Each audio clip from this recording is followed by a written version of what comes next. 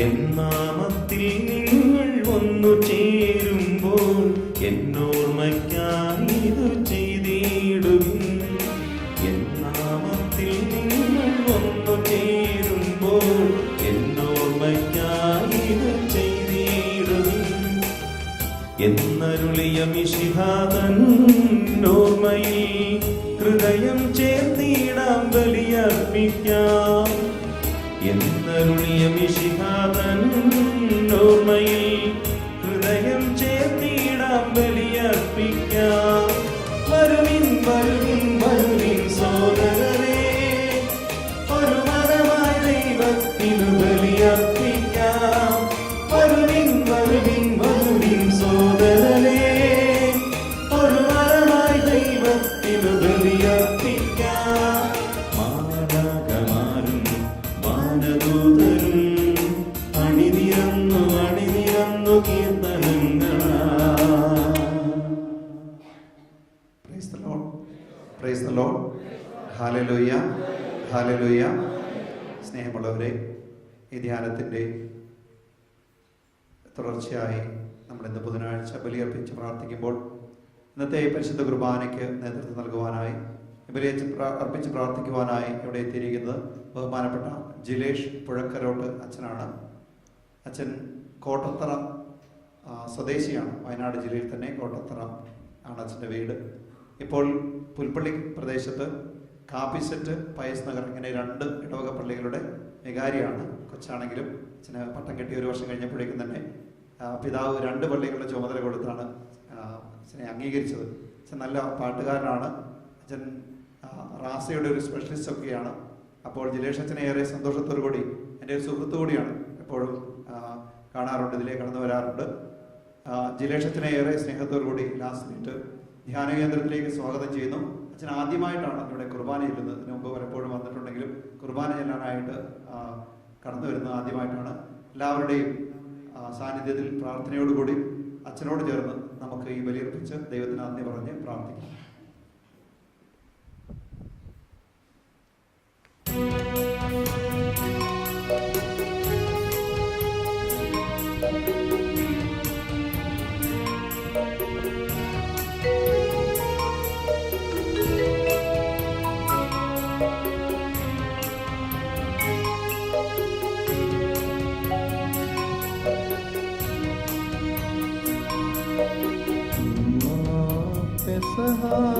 തിരുനാളിൽ കർത്താവരുളിയ കൽപ്പന പോൽ തിരുനാമത്തിൽ ചേർന്നിടാം. ഒരുമയോടി ബലി അർപ്പിക്കാം.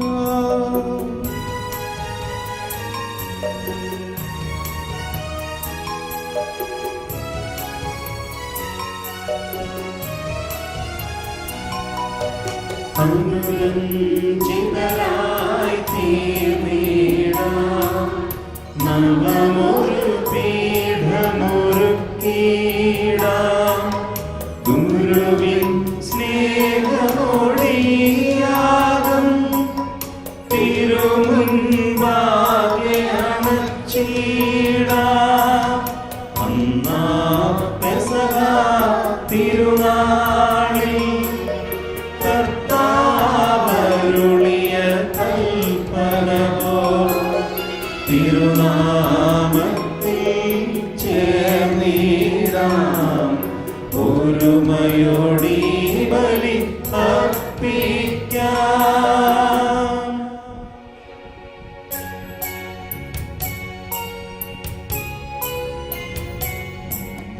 അത്യുന്നതമാ സ്വലോകത്തിൽ സർവേശനോ സ്തുതിഗീതം.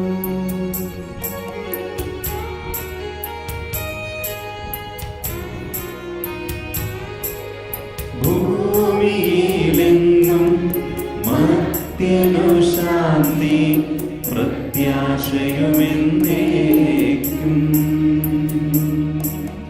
അത്യുന്നതമാ സ്വലോകത്തിൽ സർവേശനോ സ്തുതിഗീതം.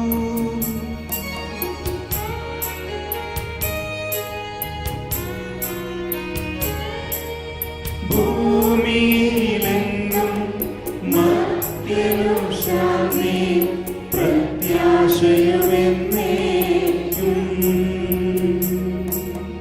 അത്യുന്നതമാ സ്വലോകത്തിൽ സർവേശനോ സ്തുതിഗീതം.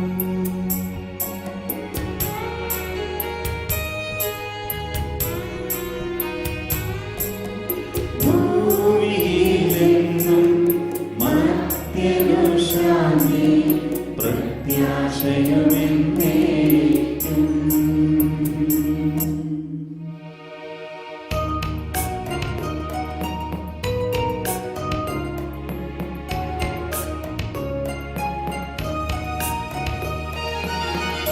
സ്വർഗസ്ഥിതനാം താതാവിൻ നാമം പൂജിതമാകണമേ. നിൻ രാജ്യം വന്നിടണമേ. പരിശുദ്ധൻ നീ പരിശുദ്ധൻ.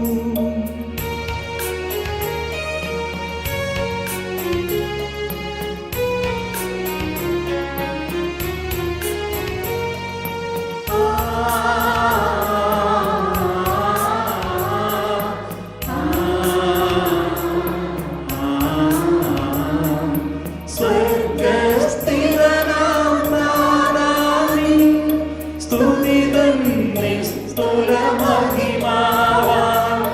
ഭൂസ്വർഗങ്ങൾ നിറഞ്ഞു സദാ പാവനമായി വിളങ്ങുന്നു. മാനവ വൃന്ദങ്ങൾ ഉദ്ഘോഷിപ്പു സാമോദം. പരിശുദ്ധൻ നീയെന്നെന്നും പരിശുദ്ധൻ നീ പരിശുദ്ധൻ.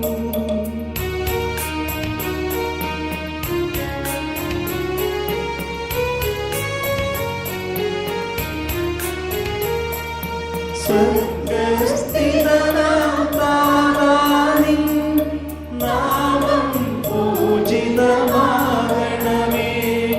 നിൻ രാജ്യം വന്നിടണമേ. നിൻ ഹിതമിവിടെ ഭവിക്കണമേ. സ്വർഗത്തിന്നതുപോലുലകിൽ നിൻ ചിത്തം നിറവേറണമേ. ആവശ്യകമാഹാരം ഞങ്ങൾക്കിന്നരുളിയിടണമേ.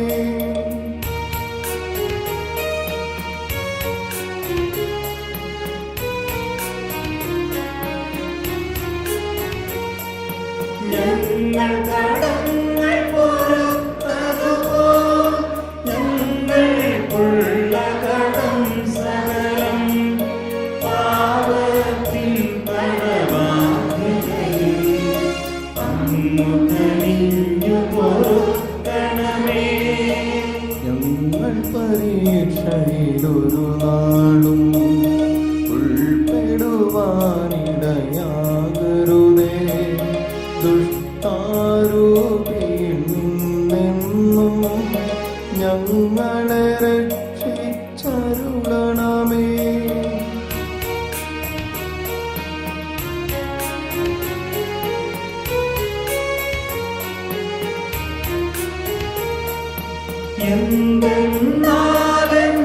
എന്തെന്നാലെന്നാളേക്കും രാജ്യം ശക്തി മഹത്വങ്ങൾ പാവനമല്ലോ കർത്താവേ. ആമേൻ ആമേൻ എന്നേക്കും. നമുക്ക് പ്രാർത്ഥിക്കാം. സമാധാനം നമ്മോട് കൂടെ.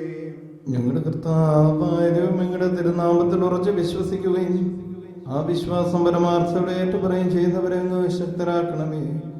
ആത്മശരീരങ്ങളെ ഭക്തരിയിരിക്കുന്ന ഈ പരിഹാര രസങ്ങളുടെ ഒരു വിശുദ്ധിയോടെ പരികർമ്മം ചെയ്യട്ടെ. നിർമ്മല ഹൃദയത്തോടും വിശുദ്ധ വിചാരങ്ങളോടും കൂടെ അവർ അങ്ങേക്ക് പുരോഹിത ശുശ്രൂഷ ചെയ്യുകയും അങ്ങ് കനിഞ്ഞു നൽകിയ രക്ഷയെ പ്രതി നിരന്തരം അങ്ങയെ സ്തുതിക്കുകയും ചെയ്യട്ടെ. പിതാവും പുത്രനും പരിശുദ്ധാത്മാവുമായ സർവേശ്വരായി എന്നേക്കും. ആമേൻ.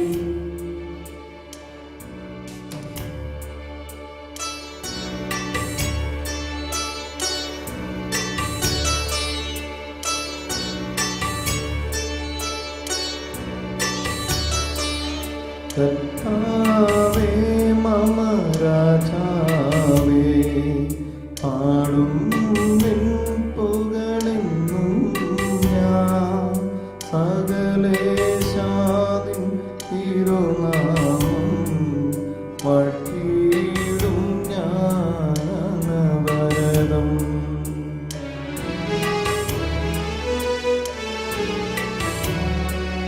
കർത്താവേ നിൻ സ്തുതി പാടും, അനുദിനമങ്ങേ വാഴ്ത്തും ഞാൻ.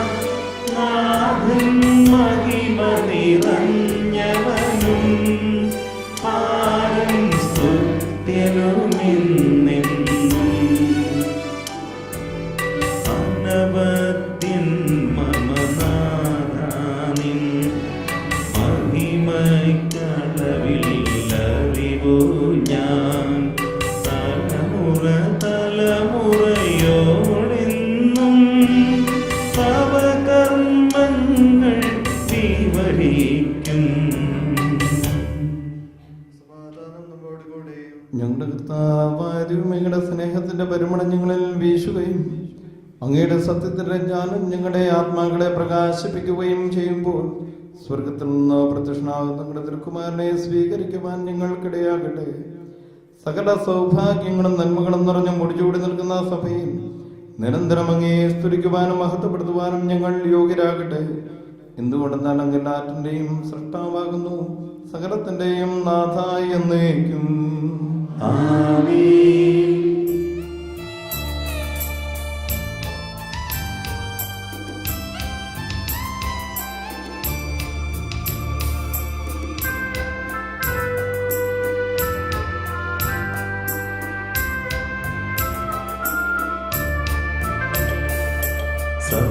സർവാധിപനാം കർത്താവേ, നിന്നെ വണങ്ങി നമിക്കുന്നു.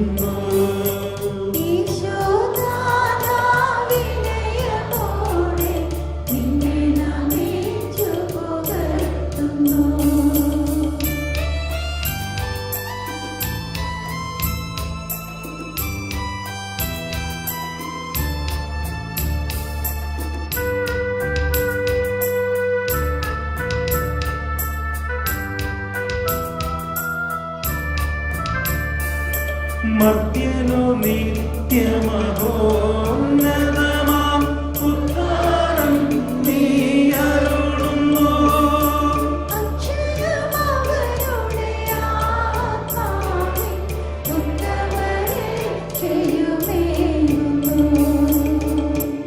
പ്രാർത്ഥിക്കാം. സമാധാനം നമ്മോടുകൂടെ. എന്റെ കർത്താവേ, നീ സത്യമായി ഞങ്ങളുടെ ശരീരങ്ങളെ ഉയർപ്പിക്കുന്നവനും ആത്മാക്കളെ രക്ഷിക്കുന്നവനും ജീവനെ നിത്യം പരിപാലിക്കുന്നവനുമാകുന്നു. ഞങ്ങളെപ്പോഴും നിനക്ക് സ്തുതിയും കൃതജ്ഞതയും ആരാധനയും സമർപ്പിക്കുവാൻ കടപ്പെട്ടവരാകുന്നു. സകലത്തിന്റെയും നാഥായി എന്നേക്കും. ആമേൻ.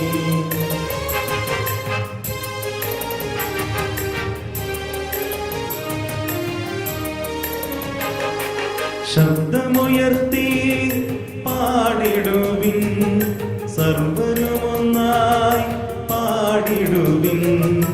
എന്നെന്നും ജീവിക്കും സർവേശ്വരനെ വാഴ്ത്തിടുവിൻ, വാഴ്ത്തിടുവിൻ.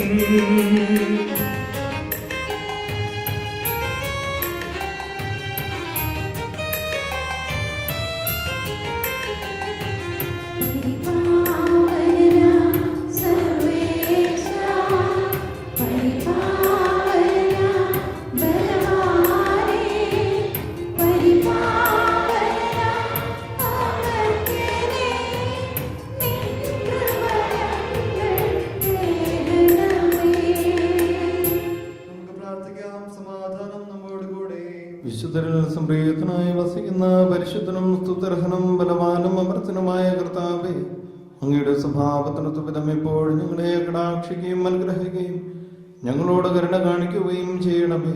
പിതാവും പുത്രനും പരിശുദ്ധാത്മാവുമായ സർവേശ്വരായി എന്നേക്കും. ആമേൻ. സഹോദരരെ, പൗലോസ് ലീഗ കൊരിന്ത്യസിലെ സഭയ്ക്ക് എഴുതിയ രണ്ടാം ലേഖനം. ജീവിക്കുന്നവർ ഇനിയും തങ്ങൾക്ക് വേണ്ടി ജീവിക്കാതെ തങ്ങളെ പ്രതി മരിക്കുകയും ഉയർക്കുകയും ചെയ്തവന് വേണ്ടി ജീവിക്കേണ്ടതിനാണ് അവിടുന്ന് എല്ലാവർക്കും വേണ്ടി മരിച്ചത്. അതിനാൽ ഇപ്പോൾ മുതൽ ഞങ്ങൾ ആരെയും ജഡപ്രകാരം അറിയുന്നില്ല. ഒരിക്കൽ ഞങ്ങൾ ജഡപ്രകാരം മിശിഹായെ അറിഞ്ഞിരുന്നുവെങ്കിലും ഇനി ഒരിക്കലും അങ്ങനെ അറിയുകയില്ല. മിശിഹായിലായിരിക്കുന്നവൻ പുതിയ സൃഷ്ടിയാണ്. പഴയത് കടന്നുപോയി, ഇതാ പുതിയത് വന്നു കഴിഞ്ഞു. ഞങ്ങളെ മിശിഹ വഴി തന്നോട് രമ്യതപ്പെടുത്തുകയും രമ്യതയുടെ ശുശ്രൂഷ ഞങ്ങൾക്ക് നൽകുകയും ചെയ്ത ദൈവത്തിൽ നിന്നാണ് ഇവയെല്ലാം. ദൈവം മനുഷ്യരുടെ തെറ്റുകൾ അവർക്കെതിരായി പരിഗണിക്കാതെ രമ്യതയുടെ സന്ദേശം ഞങ്ങളെ ഭരമേൽപ്പിച്ചുകൊണ്ട് മിശിഹ വഴി ലോകത്തെ തന്നോട് രമ്യതപ്പെടുത്തുകയായിരുന്നു. ഞങ്ങൾ മിശിഹായുടെ സ്ഥാനപതികളാണ്. ഞങ്ങൾ വഴി ദൈവം നിങ്ങളോട് അഭ്യർത്ഥിക്കുന്നു, നിങ്ങൾ ദൈവത്തോട് രമ്യതപ്പെടുവിൻ. ഇതാണ് മിശിഹായുടെ നാമത്തിൽ ഞങ്ങൾ നിങ്ങളോട് അപേക്ഷിക്കുന്നത്. എന്തെന്നാൽ അവനിൽ നാം എല്ലാവരും ദൈവത്തിൻ്റെ നീതിയാകേണ്ടതിന് പാപമറിയാത്തവനെ ദൈവം നമുക്ക് വേണ്ടി പാപമാക്കി. നമ്മുടെ കർത്താവായ മിശിഹായ്ക്ക് സ്തുതി.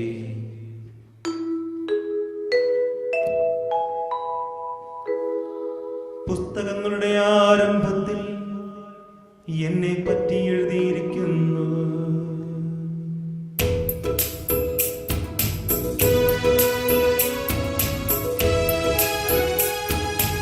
എഴുതി നരകുലരക്ഷകനാ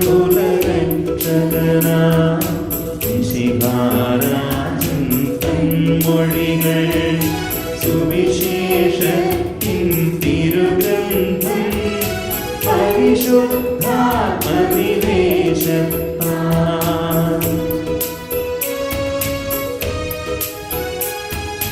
യൂദയ സഭയിൽ മത്തായി മർക്കോസ്രോമിലെ ജനതയ്ക്കാൻ യൂദായി ഈജിപ്തിലെ സഭയിൽ യോഹന്നാനെ എഫേസോസിൽ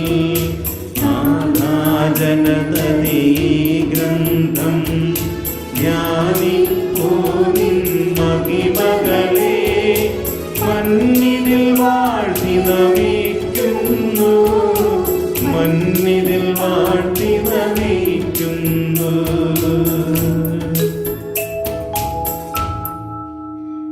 നമുക്ക് ശ്രദ്ധാപൂർവം നിന്ന് പരിശുദ്ധ സുവിശേഷം ശ്രവിക്കാം. സമാധാനം നിങ്ങളോടുകൂടെ. അങ്ങയോടും അങ്ങയുടെ ആത്മാവോടും കൂടെ. വിശുദ്ധ മർക്കോസ് അറിയിച്ച നമ്മുടെ കർത്താവ് ഈശോ മിശിഹായുടെ പരിശുദ്ധ സുവിശേഷം. നമ്മുടെ കർത്താവായ മിശിഹായ്ക്ക് സ്തുതി. അധ്യായം 1:16 മുതൽ 20 വരെയുള്ള തിരുവചനങ്ങൾ.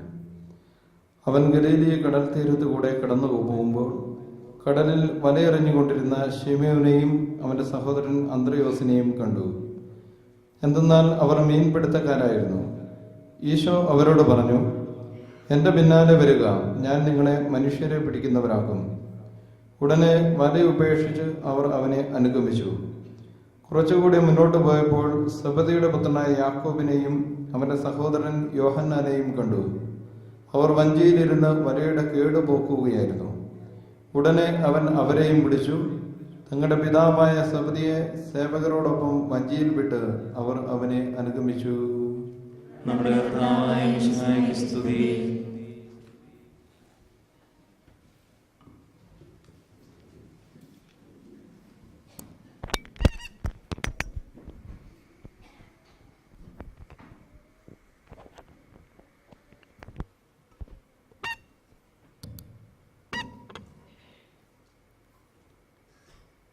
സ്നേഹ ബഹുമാനപ്പെട്ട ജിലേഷ, പ്രിയമുള്ള സിസ്റ്റേഴ്സ്, സ്നേഹമുള്ള സഹോദരി സഹോദരന്മാരെ, ജിലേഷൻ്റെ സന്ദേശം പറയാനുള്ള അവസരം എനിക്ക് അച്ഛൻ കൈമാറിയതാണ്. അതുകൊണ്ട് തന്നെ നിങ്ങളോടൊരു കഥ പറയാമെന്ന് വിചാരിക്കുകയാണ്. ഏതാണ്ട് 167 വർഷങ്ങൾക്ക് മുൻപ് മാതാവ് പറഞ്ഞ കഥ, അഥവാ മാതാവിലൂടെ 2 ഇടയപ്പൈതങ്ങളെ പ്രത്യേകമായി ദൈവം തിരഞ്ഞെടുത്ത് അവരിലൂടെ ലോകത്തോട് പറഞ്ഞ കഥ. ഇന്ന് നമ്മൾ വായിച്ചു കേട്ട സുവിശേഷ ഭാഗത്ത് നമ്മുടെയൊക്കെ മുൻഗാമികളായ 2 അപ്പസ്തോലന്മാരെ, പത്രോസും അന്ത്രയോസും, അവരെ ആദ്യം വിളിക്കുന്നു. പിന്നീട് ഈശോ അല്പം കൂടി മുൻപോട്ട് പോയപ്പോൾ വലയിൽ വഞ്ചിയിൽ വല നന്നാക്കിക്കൊണ്ടിരുന്ന 2 പേരെ കണ്ടു, യാക്കോബും യോഹന്നാനും. അവരോട് പറഞ്ഞു, എന്നെ അനുഗമിക്കുക. അവരും യേശുവിനെ അനുഗമിച്ചു. കാരണം അവരും കഥകൾ ഇഷ്ടപ്പെട്ടിരുന്നു. ആളുകൾ അവരോട് പറഞ്ഞ കഥകൾ അവർ ഇഷ്ടപ്പെട്ടിരുന്നു. യേശുവിനെക്കുറിച്ച് കേട്ട കഥകൾ അവരെ ആകർഷിച്ചിരുന്നു. അതുകൊണ്ടാണ് പത്രോസും അന്ത്രയോസും യാക്കോബും യോഹന്നാനുമെല്ലാം യേശുവിൻ്റെ പിന്നാലെ പുറപ്പെടുവാനായിട്ട് തയ്യാറായത്.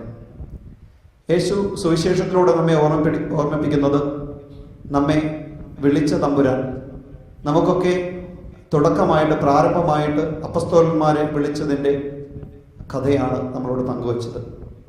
എന്നാൽ ലേഖന ഭാഗത്തിൽ നമ്മൾ വായിച്ചു കേട്ടു, പൗലോസ്ലീഹ കൊറിന്തോസിലെ സഭയ്ക്കെഴുതിയ 2-ാമത്തെ ലേഖനത്തിൽ 5-ാം അധ്യായത്തിലൂടെ പൗലോസ്ലീഹ പറയുന്നത്, നിങ്ങൾ വിളിച്ചവനോട് വിശ്വസ്തനായിരിക്കുക.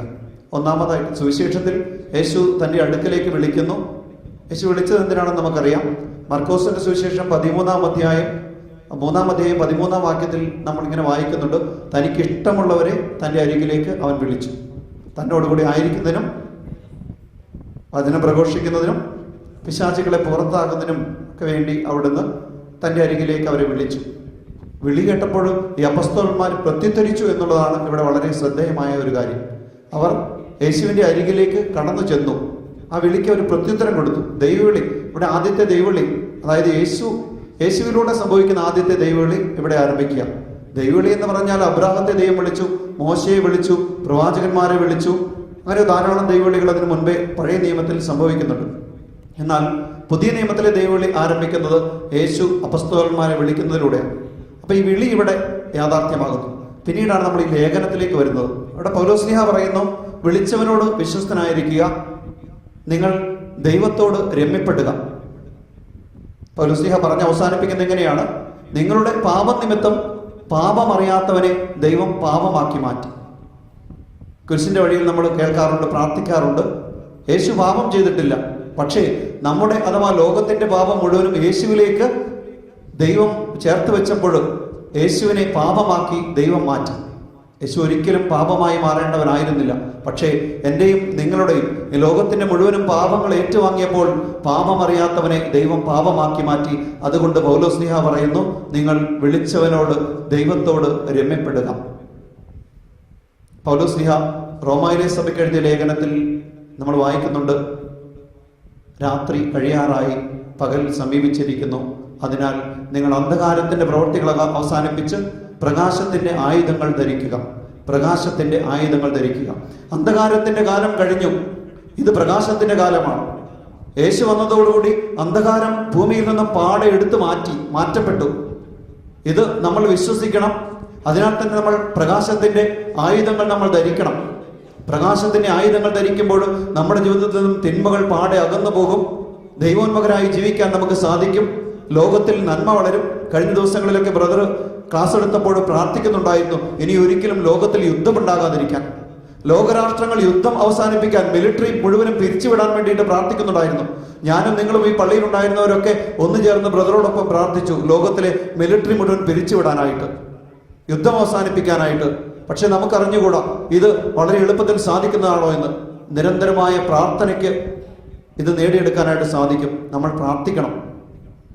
എന്നാൽ ഞാനിന്ന് നിങ്ങളോട് യഥാർത്ഥത്തിൽ പറയാനായിട്ട് ആഗ്രഹിച്ചത് മറ്റൊരു കഥയാണ്. പരിശുദ്ധ അമ്മ പറഞ്ഞ കഥ. 1846 സെപ്റ്റംബർ 19 അന്നൊരു ശനിയാഴ്ചയായിരുന്നു. ഒരു സായാഹ്നത്തിൽ 2 കുട്ടികളോട് മാതാവ് നാസറേത്ത് മലയിൽ സന്ദേശം നൽകിക്കൊണ്ടിരുന്നപ്പോൾ ഇപ്രകാരം മാതാവ് പറഞ്ഞു, എൻ്റെ ജനം ഇനിയും അനുസരിക്കുന്നില്ലെങ്കിൽ എൻ്റെ പുത്രന്റെ വിധിയുടെ കരങ്ങൾ ഇനിയും തടഞ്ഞു നിർത്താൻ എനിക്ക് സാധിക്കാതെ വരും.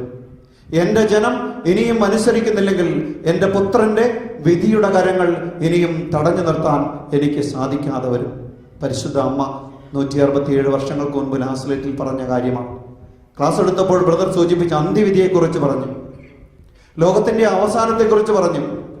യേശു വചനത്തിൽ പലപ്പോഴും പറയുന്നുണ്ട്, അവസാന നാളുകളിൽ തൻ്റെ വലത് ഭാഗത്തും ഇടത്ത് ഭാഗത്തും നിൽക്കേണ്ടവരെ പറ്റി, കോലാടുകളെ ചെമ്മരിയാടുകളിൽ നിന്ന് വേർതിരിക്കുന്നതിനെ പറ്റിയൊക്കെ കർത്താവ് പറയുന്നുണ്ട്. അപ്പൊ നമുക്കറിയാം യേശു പറഞ്ഞതൊന്നും വെറുതെ അല്ല. പൗലോസ്ലീഹ പറയുന്നുണ്ട് ലേഖനത്തിൽ, അപ്പസ്തോലന്മാർ പറയുന്നുണ്ട്, ഒരു അന്ത്യവിധി ഉണ്ടാകുമെന്നുള്ളത് നമ്മളും വിശ്വസിക്കുന്നുണ്ട്, സഭ പഠിപ്പിക്കുന്നുണ്ട്. ഒരു നാളിൽ ഞാനും നിങ്ങളുമൊക്കെ ദൈവത്തിന്റെ വിധിക്ക് മുമ്പിൽ നിൽക്കേണ്ടവരാണെന്നുള്ളതും നമ്മെ സഭ പഠിപ്പിക്കുന്നുണ്ട്. എന്നാൽ ലാസലേറ്റ് മലയിൽ പ്രത്യക്ഷപ്പെട്ട പരിശുദ്ധ അമ്മ ഇപ്രകാരം കൂട്ടിച്ചേർക്കുകയാണ്, എൻ്റെ ജനം ഇനിയും അനുസരിക്കുന്നില്ലെങ്കിൽ എൻ്റെ പുത്രന്റെ വിധിയുടെ കരങ്ങൾ ഇനിയും തടഞ്ഞു നിർത്താൻ, താങ്ങി നിർത്താൻ എനിക്ക് സാധിക്കാതെ വരും. കാരണം അത് ഭാരമേറിയതാണ്. അത് ഭാരമേറിയതാണ്. ലോകത്തിന്റെ മേൽ ആഞ്ഞു പതിക്കാനായിട്ട് യേശുവിന്റെ കരം ഉയർന്നിട്ട് കാലം കുറയായി എന്ന് നമുക്ക് അതിൽ നിന്ന് അനുമാനിക്കാൻ സാധിക്കും. തിന്മ നിറഞ്ഞ പാപഭംഗിരമായ യുദ്ധഭ്രാന്തമൂത്ത ലോകത്തെ ശിക്ഷിക്കാനായിട്ട് കർത്താവ് ഏതോ കാലഘട്ടത്തിൽ തന്നെ, അല്ലെങ്കിൽ ഒരുപക്ഷെ നൂറ്റാണ്ടുകൾക്ക് മുൻപ് തന്നെ തീരുമാനിച്ചിട്ടുണ്ടായിരിക്കാം. ഇവിടെ പരിശുദ്ധ അമ്മയുടെ സന്ദേശത്തിൽ നിന്ന് നമ്മൾ മനസ്സിലാക്കേണ്ടത് ഇതാണ്: അമ്മ ഏറെ കാലങ്ങളായിട്ട് യേശുവിന്റെ കരങ്ങളെ തടഞ്ഞു നിർത്തിക്കൊണ്ടിരിക്കുക, താങ്ങി നിർത്തിക്കൊണ്ട്, മോനെ വിധിക്കരുത്. സുവിശേഷത്തിൽ നമ്മൾ കാണുന്നുണ്ട്, ഒരു ജോലിക്കാരൻ വേലക്കാരൻ യജമാനോട് പറയുന്നു, വൃക്ഷത്തിൽ നിന്ന്, അത്തിമരത്തിൽ നിന്നും ഫലം കിട്ടാതെ വരുമ്പോൾ യജമാനൻ പറയും, ഇത് വെട്ടിക്കളയുക, ഫലം തരാത്ത അത്തിവൃക്ഷം എന്തിനാ? അവന് വിശന്നു, അവൻ ഫലം അന്വേഷിച്ചു ചെന്നു, പക്ഷെ കിട്ടിയില്ല. തോട്ടക്കാരനോട് പറഞ്ഞു, എന്തിനാ വെറുതെ നിലം പാഴാക്കുന്നത്, വെട്ടി എറിഞ്ഞു കളയുക. തോട്ടക്കാരൻ പറഞ്ഞു, യജമാനനെ എനിക്ക് 1 വർഷം കൂടി തരിക, 1 വർഷം കൂടി നീ കാത്തിരിക്കുക, ഞാനതിന്റെ ചുവട് കിളച്ച് വളമിടാം, വെള്ളമൊഴിക്കാം, അപ്പോൾ അത് ഫലം തരുമായിരിക്കും. തന്നില്ലെങ്കിൽ അത് വെട്ടി നശിപ്പിച്ച് കളഞ്ഞുകൊള്ളുക. ഇത്രയും നമ്മൾ മനസ്സിലാക്കേണ്ടതുള്ളൂ. പരിശുദ്ധ അമ്മ ലോകത്തിന് വേണ്ടിയിട്ട് നിരന്തരം മാധ്യസ്ഥം പ്രാർത്ഥിച്ചുകൊണ്ടിരിക്കുക. മകനെ ഒരവസരം കൂടി കൊടുക്കുക, ഇവർ പശ്ചാത്തപിക്കും, ഇവർ മാനസാന്തരപ്പെടും. ലാസലേറ്റ് മാതാവിനെ പരിചയപ്പെട്ടവരൊക്കെ ലാസലേറ്റ് മാതാവിന്റെ അടുക്കിലേക്ക് കടന്നു വരുമ്പോൾ, അമ്മയുടെ മുൻപിൽ കണ്ണുനീരോടുകൂടി കരഞ്ഞുകൊണ്ടിരിക്കുന്ന അമ്മയുടെ മുമ്പിലേക്ക് വരുമ്പോൾ, ഒരിറ്റു കണ്ണുനീര് മാതാവിന്റെ മുമ്പിൽ ചൊരിയുവാനും, ആത്മാർത്ഥമായ പശ്ചാത്താപത്തോടു കൂടിയിട്ട് എൻ്റെ പാപങ്ങളെ അമ്മയുടെ കാൽപാദത്തിൽ സമർപ്പിക്കുന്നു, അമ്മയുടെ മാധ്യസ്ഥം വഴി ഈശോ എന്നെ അനുഗ്രഹിക്കണമേ എന്ന് പ്രാർത്ഥിക്കുന്നവരുടെ നിന്നും ജീവിതങ്ങൾ സ്പർശിക്കപ്പെടാതെ പോകില്ല. ലാസലേറ്റ് മാതാവിനെ പരിചയപ്പെട്ടവരൊക്കെ, അമ്മയുടെ ഈ അനുരഞ്ജനത്തിന് സന്ദേശം സ്വീകരിച്ചവരൊക്കെ ഒരുപക്ഷെ കുമ്പസാരത്തിന് ഒരുങ്ങുമ്പോൾ പോലും ഈ ഒരു സന്ദേശം ഉൾക്കൊള്ളാനും ഓർക്കാനും പരിശ്രമിക്കാറുണ്ട്. ഈ അടുത്ത നാളുകളിൽ ഒരു സിസ്റ്റർ, SD സന്യാസ സമൂഹത്തിലെ ഒരു സിസ്റ്ററാണ്, നമ്മുടെ ദിവ്യ സിസ്റ്ററിന്റെ കൂട്ടുകാർ, ബാച്ച്മേറ്റ്സ് ആയിട്ടുള്ള 2 പേര് ഈ അടുത്ത കാലങ്ങളിൽ ഇവിടെ വന്നു. പോകാൻ നേരത്ത് അതിലൊരു സിസ്റ്റർ എന്നോട് പറയുകയാണ്, 6-7 വർഷങ്ങൾക്ക് മുൻപ് ഈ കായക്കുന്നിൽ വന്ന് ഇവിടെ ഏതാനും ദിവസങ്ങൾ താമസിച്ചു. അപ്പോൾ ലാസലേറ്റ് മാതാവിനെ കുറിച്ച് മനസ്സിലായി, ലാസലേറ്റ് മാതാവിന്റെ സന്ദേശം മനസ്സിലാക്കി കഴിഞ്ഞു. പിന്നീട് ഉടുപ്പിട്ട് കന്യാസ്ത്രീയായി. പിന്നീട് കുമ്പസാരിക്കുമ്പോഴൊക്കെ ലാസലേറ്റ് മാതാവിനെ ഓർക്കാറുണ്ട്. ഓരോ പ്രാവശ്യം കുമ്പസാരം നടത്തുമ്പോഴൊക്കെ ലാസലേറ്റ് മാതാവിനെ ഓർക്കാറുണ്ടെന്ന്. സ്നേഹമുള്ളവരെ, ലാസലേറ്റ് മാതാവിന്റെ സന്ദേശത്തിന്റെ കാതൽ ഇതാണ്: പശ്ചാത്തപിക്കുക, പശ്ചാത്തപിക്കുക, രമ്യപ്പെടുക. ലാസലേറ്റ് മാതാവിനെ കുറിച്ച് പറയുക, അമ്മ അനുരഞ്ജനത്തിന്റെ മാതാവാണെന്ന്. അനുരഞ്ജനത്തിന്റെ മാതാവ്, കർഷകരുടെ സംരക്ഷകയാണ് മാതാവ്. എന്നാൽ ആഗോളപരമായിട്ട് ലാസലേറ്റ് മാതാവിനെ കുറിച്ച് പറയുമ്പോൾ അമ്മ അനുരഞ്ജനത്തിന്റെ മാതാവ്. അനുരഞ്ജനത്തിലേക്ക് അമ്മ വിളിക്കുകയാണ്. അമ്മ പറഞ്ഞു, നിങ്ങൾ പശ്ചാത്തപിച്ചാൽ സമൃദ്ധി താനെ ഉണ്ടാകും. ഫ്രാൻസിൽ ആ കാലഘട്ടത്തിൽ പ്രധാനമായിട്ട് കൃഷി ചെയ്തുകൊണ്ടിരുന്ന ഗോതമ്പും ഉരുളക്കിഴങ്ങും ഒക്കെ ആയിരുന്നു. മണ്ണിൽ കുഴിച്ചു വയ്ക്കുന്ന ഗോതമ്പുകളൊക്കെ കൃമികൾ അവയെല്ലാം തിന്ന് നശിപ്പിക്കുന്ന ഒരു കാലഘട്ടമായിരുന്നു.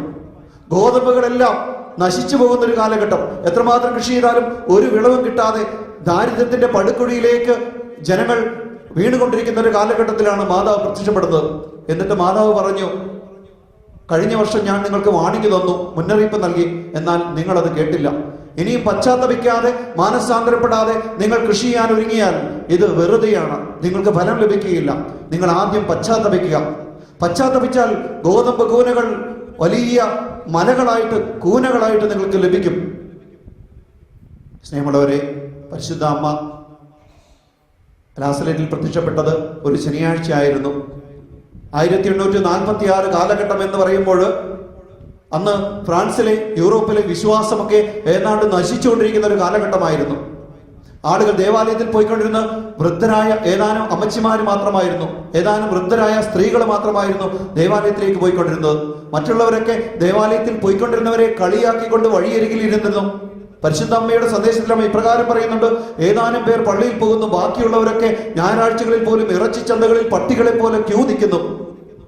പള്ളിയെക്കുറിച്ച് ഒരു ധാരണയുമില്ലാത്ത, വിശുദ്ധ കുർബാന പള്ളിയിൽ നടക്കുമ്പോൾ അതിനെ കളിയാക്കാനായിട്ടും വഴിയിലൂടെ പോകുന്നവരെ ആക്ഷേപിക്കുവാനായിട്ടും ഒരുപറ്റം ആളുകൾ നിൽക്കുന്നു. അങ്ങനെ ഒരു കാലഘട്ടത്തിലാണ് പരിശുദ്ധ അമ്മ ഫ്രാൻസിലെ ലാസലേറ്റ് മലയിൽ പ്രത്യക്ഷപ്പെടുന്നത്. ലാസലേറ്റ് എന്ന് പറഞ്ഞാൽ എന്താണെന്ന് ചിലർക്കെങ്കിലും അറിഞ്ഞുകൂടായിരിക്കാം. ഇത് ഒരു സ്ഥലത്തിന്റെ പേരാണ്. ലാസലേറ്റ് എന്ന് പറയുന്ന ഒരു സ്ഥലത്തിന്റെ പേരാണ്. ഫ്രാൻസിലെ ആൽപ്സ് പർവ്വത നിരകൾക്ക് സമീപമായിട്ട് ലാസലേറ്റ് എന്ന് പറയുന്ന ഒരു കൊച്ചു ഗ്രാമം. ഈ ഗ്രാമത്തിന്റെ ഒരു പ്രത്യേക ഭാഗമായി ലെസ് അബ്ലാൻഡിസ് എന്ന് ഫ്രഞ്ചിൽ പറയുന്ന ഒരു പ്രദേശത്ത് ഏതാനും ഭവനങ്ങൾ, ഒരു 10-15 വീടുകൾ ഇങ്ങനെ തൊട്ടടുത്തായിട്ട്, ഒരുപക്ഷെ നമുക്ക് മനസ്സിലാക്കാൻ എളുപ്പമാണ്. നമ്മുടെ ആദിവാസി കുടിലുകളൊക്കെ ഇങ്ങനെ തൊട്ടടുത്തടുത്തായിട്ടാണ് ഉള്ളത്. ഏതാണ്ട് അതുപോലെ വീടുകൾ ഇങ്ങനെ തൊട്ടടുത്തായിട്ട് ഒരു പ്രദേശത്ത് ആളുകൾ തിങ്ങിക്കൂടി താമസിച്ചിരുന്ന ഒരു സ്ഥലം. അവിടെ നിന്നും ഒരുപാട് ദൂരെയായിരുന്നു ഈ ലാസലേറ്റ് മല. മാടുകളെ മേയ്ക്കുന്നതിന് വേണ്ടിയിട്ട് മലയിലേക്ക് രാവിലെ കൊണ്ടുപോവുകയും വൈകുന്നേരം കൊണ്ടുപോവുകയും ചെയ്യുമായിരുന്നു. ഇതും നമുക്ക് വയനാട്ടുകാർക്ക് ഒരുപക്ഷെ സുപരിചിതമായിരിക്കും. എന്റെയൊക്കെ ഓർമ്മയിൽ ഞാനൊക്കെ രാവിലെ സ്കൂളിലേക്ക് പോകുമ്പോൾ ഒരുപറ്റം ആളുകൾ അഥവാ കുട്ടികൾ പശുക്കളെയുമായിട്ട് മലമുകളിലേക്ക്, ഫോറസ്റ്റിലേക്ക് പോകുന്ന കാഴ്ച ഞാനൊക്കെ ചെറുതായിരുന്നപ്പോൾ കാണാറുണ്ടായിരുന്നു. പ്രത്യേകിച്ചും കുറിച്യ വംശത്തിലൊക്കെ പെട്ട ആളുകൾ പശുക്കളെയൊക്കെ ധാരാളമായിട്ട് 50-100 പശുക്കളെ, മാടുകളെയും ഒക്കെ ആയിട്ട് മലയിൽ പോകുന്നത് ഞാനും കണ്ടിട്ടുണ്ട്. അതുകൊണ്ട് തന്നെ സ്കൂളിൽ പോകാത്ത, സാമ്പത്തികമായിട്ട് പിന്നോക്കം നിൽക്കുന്ന കൊച്ചുകുട്ടികൾ പോലും സമ്പന്നരുടെ പശുക്കളെയും ആടുമാടുകളെയും ഒക്കെ നോക്കുവാനായിട്ട് മലയിലേക്ക് കൊണ്ടുപോകുമായിരുന്നു. അങ്ങനെ ഒരു മലയായിരുന്നു ലാസലേറ്റ് മല. സമുദ്രനിരപ്പിൽ നിന്നും ഏതാണ്ട് 7200 അടി ഉയരത്തിലായിരുന്നു. എന്ന് പറഞ്ഞാൽ ഒരുപാട് ഉയരത്തിലാണ് ഈ മല ഉണ്ടായിരുന്നത്. ആ മലയുടെ മുകളിൽ പരിശുദ്ധ കന്യകാമാതാവ് പ്രത്യക്ഷപ്പെട്ടു. നമുക്കറിയാം, പരിശുദ്ധ അമ്മ എപ്പോഴും കുരിശിന്റെ ചുവട്ടിൽ ഉണ്ട്. യേശുവിന്റെ കുരിശിന്റെ ചുവട്ടിൽ പരിശുദ്ധ അമ്മയുടെ സാന്നിധ്യമുണ്ട്. കുരിശിന്റെ ചുവടെന്ന് പറഞ്ഞാൽ കുരിശ് ഈ ലോകത്തിന്റെ നെറുകയിലാണ്. ലോകത്തിന്റെ മുഴുവനും ഉയരത്തിൽ നിൽക്കുന്ന കുരിശിന്റെ ചുവട്ടിൽ മറ്റെല്ലാവരേക്കാളും ഉയരത്തിൽ പരിശുദ്ധ അമ്മ നിൽക്കുമ്പോൾ ആ അമ്മ തന്റെ പുത്രനോട് പ്രാർത്ഥിച്ചുകൊണ്ടാണ് നിൽക്കുക. മകനെ, മകളെ, നീ പശ്ചാത്തപിക്കുക എന്ന് ലോകത്തോട് പറയുവാനായിട്ട് പരിശുദ്ധ അമ്മ 1846 സെപ്റ്റംബർ 19 ലോകത്തിലേക്ക് വന്നു. ഫ്രാൻസിലേക്ക് വന്നു, ലാസലേറ്റ് മലയിലേക്ക് വന്നു. പരിശുദ്ധ അമ്മ ലോകത്ത് എവിടെയൊക്കെ പ്രത്യക്ഷപ്പെട്ടിട്ടുണ്ടോ അവിടെയൊക്കെ ഒരു ഒറ്റ ഉത്തരമേ ഉള്ളൂ: പരിശുദ്ധ അമ്മയ്ക്ക് പ്രത്യേകിച്ച് ഒന്നും ലോകത്തോട് പറയാനില്ല. മറിച്ച് തന്റെ പുത്രന് എന്താണ് ലോകത്തോട് പറയാനുള്ളത് അതിന്റെ സന്ദേശവാഹിയായിട്ടാണ് പരിശുദ്ധ അമ്മ കടന്നു വരിക. ഫ്രാൻസിലെ ലാസലേറ്റും ലൂർദും ഫാത്തിമയും ഒക്കെ ഇതുപോലുള്ള പ്രത്യക്ഷങ്ങൾക്ക് ഉദാഹരണങ്ങളാണ്. ഒത്തിരിയേറെ വെല്ലുവിളികളെ അതിജീവിച്ചുകൊണ്ടാണ് ലാസലേറ്റ് മാതാവിന്റെ പ്രത്യക്ഷം 1851 ഇത് വിശ്വാസ സത്യമായിട്ട് പ്രഘോഷിക്കപ്പെടുന്നത്. ഒരുപാട് വെല്ലുവിളികൾ, 5 വർഷം നീണ്ട തുടർച്ചയായ പഠനങ്ങൾക്കൊടുവിൽ ഇത് പരിശുദ്ധ അമ്മയുടെ ദൈവിക ദർശനമാണെന്ന് സഭ ഔദ്യോഗികമായിട്ട് പ്രഖ്യാപിക്കുന്നത് വരെ ഒരുപാട് കിംവദന്തികൾ ഫ്രാൻസിൽ നിലനിന്നിരുന്നു. അനേകം വൈദികര്, അനേകം സന്യസ്തര് ലാസലേറ്റ് പ്രത്യക്ഷത്തെ തള്ളിപ്പറഞ്ഞു. ഫ്രാൻസിലെ ആർസ് വികാരിയായിരുന്ന ജോൺ മരിയ വിയാനി പുണ്യവാളന്റെ മേശയുടെ മുകളിൽ അദ്ദേഹം മരിക്കുന്നത് വരെയും ലാസലേറ്റ് മാതാവിന്റെ ഒരു ചിത്രമുണ്ടായിരുന്നു. ഈ ലാസലേറ്റ് സംഭവമായിട്ട് ഫ്രാൻസിലെ ഈ ആർസ് വികാരിക്ക് ജോൺ മരിയ വിയാനി പുണ്യവാളന് വളരെ അഭേദ്യമായ ഒരു ബന്ധമുണ്ടായിരുന്നു. കാരണം മാതാവ് പ്രത്യക്ഷപ്പെട്ട മാക്സിമിൻ മെലനി എന്ന് പറയുന്ന കുട്ടികൾ, 11 വയസ്സുകാരനായ മാക്സിമിനും 14 വയസ്സുകാരിയ മെലനിയും, ഇതിൽ മാക്സിമിൻ പറയുന്നത് നുണയാണോ എന്ന് സ്ഥിരീകരിക്കുന്നതിന് വേണ്ടിയിട്ട് ദിവ്യനായ ജോൺ മരിയ വിയാനി പുണ്യവാളന്റെ അടുക്കൽ ഈ മാക്സിമിനെ 3 തവണ കൊണ്ടുചെല്ലുകയും, നമുക്കറിയാം ഇന്നത്തെ കാലത്ത് നുണപരിശോധനയൊക്കെ നടത്താറുണ്ട്. ഇവൻ പറയുന്നത് സത്യമാണോ ഇല്ലയോ എന്ന് തെളിയിക്കുന്നതിന് വേണ്ടിയിട്ട് ജോൺ മരിയ വിയാനി പുണ്യവാളന്റെ അടുക്കലേക്ക് കൊണ്ടുപോവുകയും അദ്ദേഹം അവനിൽ പൂർണ്ണമായിട്ട് വിശ്വസിക്കുകയും, കാരണം ഒരുപാട് കിംവദന്തികളുടെ നടുവിൽ നിന്നാണ് ഇവനെ അവിടെ കൊണ്ടുചെല്ലുന്നത്. ഒടുവിൽ പൂർണ്ണമായിട്ടും ഇത് സത്യമാണെന്ന് ജോൺ മരിയ വിയാനി പുണ്യവാളൻ ധരിക്കുമ്പോൾ അദ്ദേഹം പറയും, ഇത് ദൈവത്തിന്റെ പദ്ധതിയാണെങ്കിൽ ലോകത്തിൽ ഒരു ശക്തിക്കും ഇതിനെ തകർക്കാനാവില്ല. ഇത് ദൈവത്തിന്റെ പദ്ധതിയാണെങ്കിൽ ലോകത്തിൽ ഒരു ശക്തിക്കും ഇതിനെ തകർക്കാനാവില്ല. ഇതായിരുന്നു ജോൺ മരിയ വിയാനി പുണ്യവാളൻ ലാസലേറ്റ് മാതാവിനെ കുറിച്ച് പറഞ്ഞത്. സ്നേഹമുള്ളവരെ, ഒരു ദിവസം ഉച്ച കഴിഞ്ഞ സമയം മാക്സിമിനും മെലനിയും തങ്ങളുടെ ആടുമാടുകളുമായിട്ട് ലാസലേറ്റ് മലയിൽ നിൽക്കുന്ന, അവയെ മേയ്ക്കുന്ന ഒരു ദിവസം, അന്ന് ശനിയാഴ്ച, കുട്ടികൾ 2 പേരും ഉച്ചയ്ക്ക് തങ്ങൾ കൊണ്ടുവന്ന ഉച്ചഭക്ഷണം കഴിഞ്ഞ് അല്പനേരം ഒരു വലിയ കല്ലിലിരുന്ന് വിശ്രമിച്ചു. പതിവായി ആ കുട്ടികൾ അവിടെ ഇരിക്കാറുള്ളതാണ്, പക്ഷേ അവർ ഉറങ്ങാറില്ല. അന്ന് രണ്ടുപേരും അറിയാതെ മയങ്ങിപ്പോയി. ഏതാണ്ട് 1 മണിക്കൂർ 1.5 മണിക്കൂർ സമയം 2 കുട്ടികളും മയങ്ങിപ്പോയി എന്നാണ് അവർ പറയുന്നത്. ഒരുപക്ഷെ അവരുടെ മനസ്സ് ഒന്ന് ഒരുങ്ങേണ്ടതുണ്ടായിരുന്നു, അവരുടെ ഹൃദയം ഒന്ന് ഒരുങ്ങേണ്ടതുണ്ടായിരുന്നു. എന്തോ ഒരു വലിയ സംഭവം അവരുടെ ജീവിതത്തിൽ ഉണ്ടാകേണ്ടതിന് വേണ്ടിയിട്ട് അവരെ മയക്കുവാനായിട്ട് ദൈവം ആഗ്രഹിച്ചു. ഈ മക്കൾ ഉണർന്നപ്പോൾ അവരാദ്യം നോക്കിയത് തങ്ങളുടെ കന്നുകാലികൾ എവിടെയെന്നാണ്. കണ്ടില്ല, കന്നുകാലികളെ കാണാനില്ല. ചുറ്റും കണ്ണോടിച്ച് നോക്കി, ഇവയെ കാണാനില്ല. അവർ തിടുക്കത്തിൽ ഒരു മലയിൽ നിന്നും അടുത്ത മലയിലേക്ക് കണ്ണെത്തിച്ച് നോക്കി. ഒരല്പം ദൂരം ഓടിച്ചെന്നവർ നോക്കിയപ്പോൾ ഇതാ ഈ മലയുടെ കടന്ന മറ്റേ മലയുടെ അടുത്ത മലയുടെ മുകൾ ഭാഗത്ത് ഈ കന്നുകാലികൾ മേയുന്നത് കണ്ടു. ഇവർ തിരിച്ചു ഓടി വരികയാണ്. തങ്ങളുടെ ചോറ് പാത്രവും സഞ്ചിയും എടുത്തുകൊണ്ട് പശുക്കളുടെ അടുത്തേക്ക് ഓടാനായിട്ട്, അവരെ വെള്ളം കുടിപ്പിക്കാനായിട്ട് കൊണ്ടുപോകണം. എന്നിട്ട് വൈകുന്നേരത്തോടുകൂടി ഈ ആടുകളെയുമായിട്ട് തിരിച്ചു പോകണം. അങ്ങനെ ഇവർ തങ്ങൾ ഇരുന്ന കല്ലിന്റെ അടുക്കിലേക്ക് വീണ്ടും തിരിച്ചു ഓടി വരുമ്പോൾ ദൂരെ നിന്നവർ ഒരു കാഴ്ച കണ്ടു. അല്പം മുമ്പ് 5-10 മിനിറ്റ് മുമ്പ് തങ്ങൾ എവിടെ നിന്നാണോ എഴുന്നേറ്റത് ആ കല്ലിൽ ഇതാ സൂര്യനേക്കാൾ പ്രകാശമേറിയ പ്രകാശത്തോടു കൂടിയിട്ട് എന്തോ ഒരു വസ്തു, തങ്ങൾ ഇരുന്ന കല്ലിൽ എന്തോ വലിയ പ്രകാശഗോളമായിട്ട് എന്തോ ഒരു വസ്തു. ഇവർ സൂക്ഷിച്ചു നോക്കിയപ്പോൾ ഈ പ്രകാശഗോളത്തിന്റെ ഉള്ളിൽ അവർക്ക് കാണുവാൻ സാധിച്ചു ഒരു സ്ത്രീ രൂപം. കൈകൾ അവളുടെ ശിരസ് കൈകളിൽ താങ്ങിക്കൊണ്ട് കുമ്പിട്ട് കരഞ്ഞുകൊണ്ടിരിക്കുന്ന ഒരു സ്ത്രീ രൂപം അവർക്ക് അവ്യക്തമായിട്ട് കാണാനായിട്ടിടയായി. രണ്ടുപേരും ഭയന്ന് വിറച്ചു. ഈ രൂപത്തെ കണ്ടപ്പോൾ രണ്ടുപേരും ഭയന്ന് വിറച്ചു. ഇതെന്താണ് എന്ന് വിചാരിച്ചുകൊണ്ട് മാക്സിമിൻ തന്റെ വടി കയ്യിലെടുത്തു, പശുക്കളെ മേയ്ക്കുന്ന വടി കയ്യിലെടുത്തു. തങ്ങളെ ഉപദ്രവിക്കാനാണ് വരുന്നതെങ്കിൽ